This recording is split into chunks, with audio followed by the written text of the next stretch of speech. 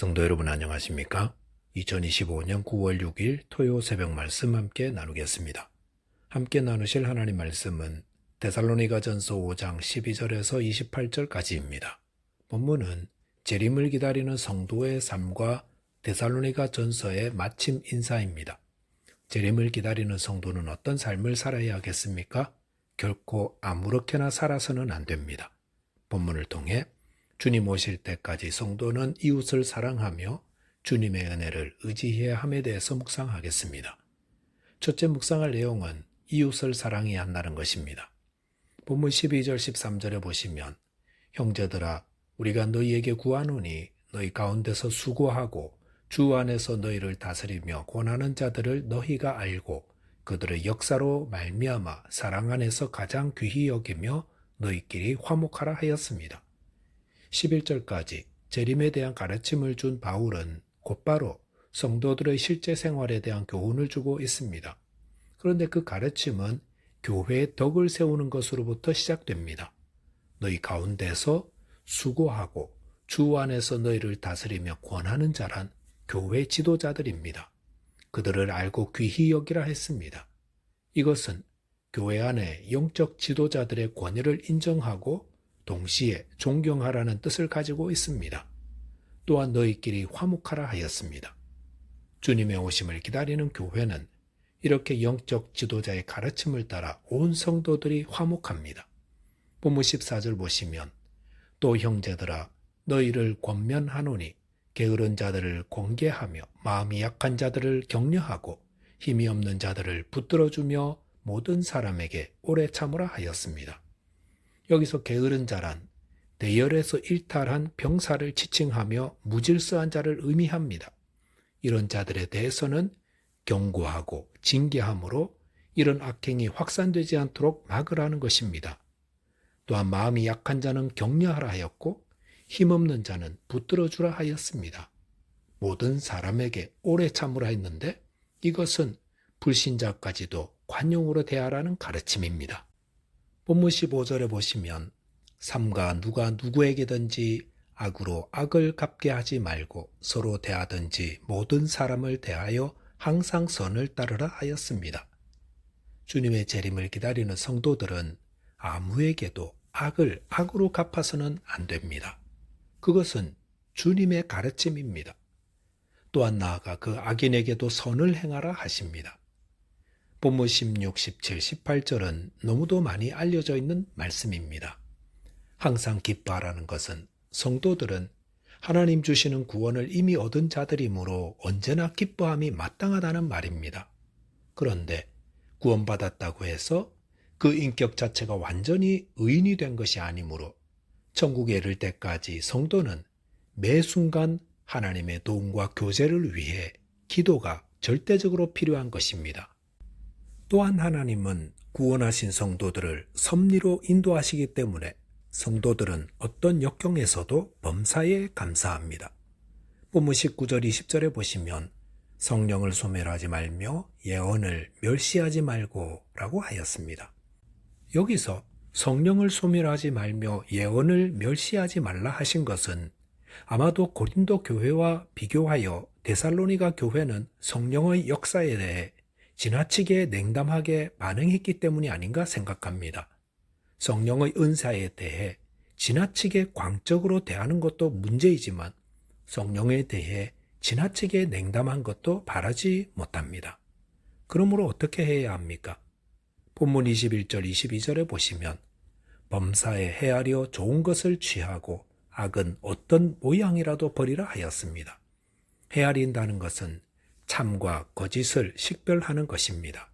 이것은 성령의 신비와 은사와 역사를 바르게 식별하여 좋은 것은 받아들이되 악은 철저하게 배격하라는 명령입니다.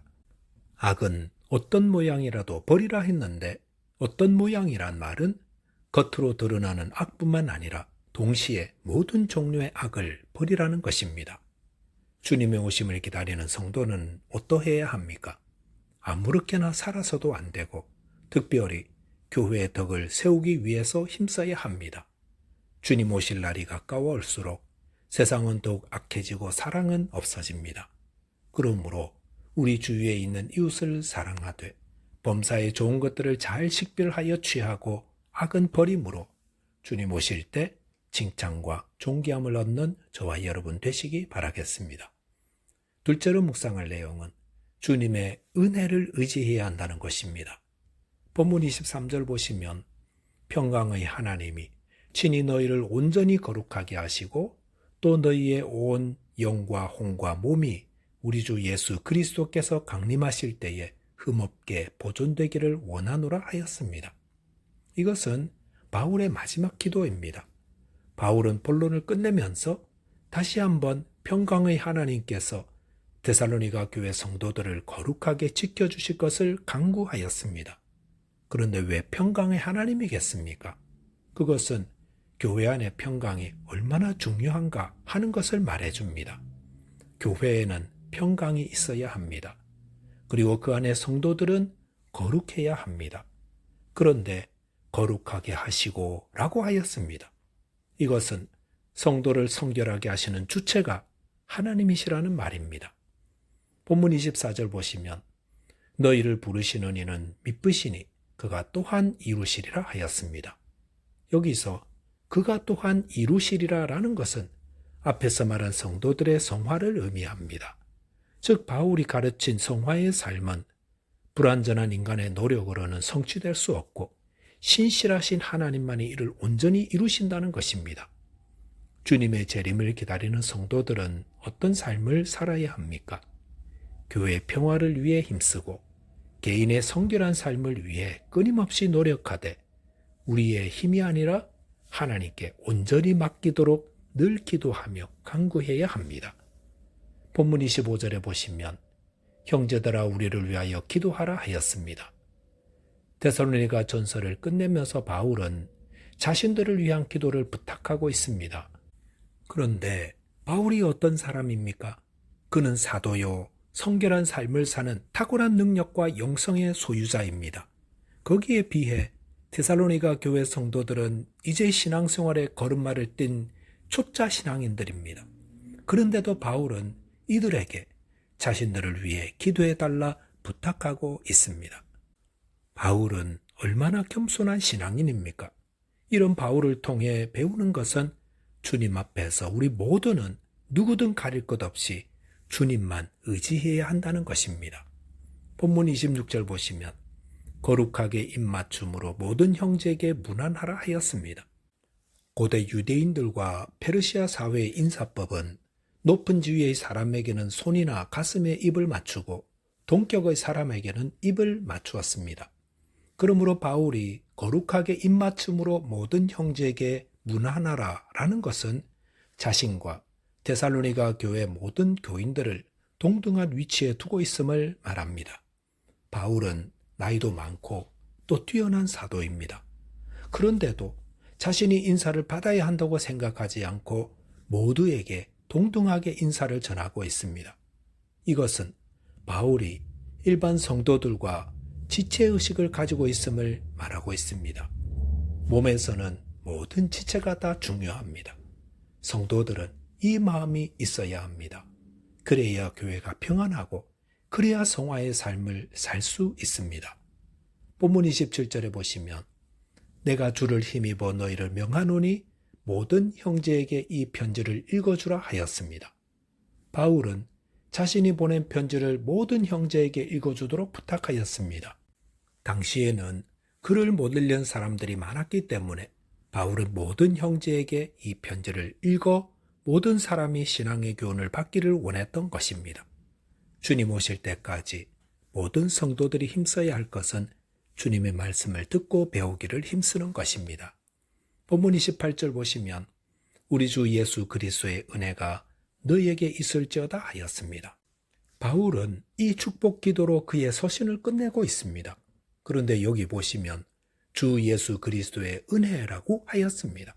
그 은혜가 너희에게 있을지어다 라고 하였습니다. 이것은 그리스도인의 삶은 하나님의 은혜를 힘입어야만 가능하다라는 것을 말하고 있습니다. 바울은 데살로니가전서 1장 1절에서도 은혜를 언급하였습니다. 주님 오실 때까지 성도는 하나님 은혜로 살아야 한다는 겁니다. 저와 여러분이 주님 오실 때까지 하나님의 은혜를 입어서 성결하며 또 교회도 주님의 평화로 가득하게 되시기를 바라겠습니다. 기도하겠습니다. 하나님 아버지, 주님 오실 때까지 교회 안에 덕을 세우도록 서로 사랑하고 관용하게 해주시며 또한 주의 은혜로 성화의 삶을 살아 주님의 영광에 동참하는 자 되게 해 주옵소서. 예수 그리스도 이름으로 기도하옵나이다. 아멘. 오늘도 믿음 안에서 승리하는 하루 되시기 바라겠습니다. 감사합니다.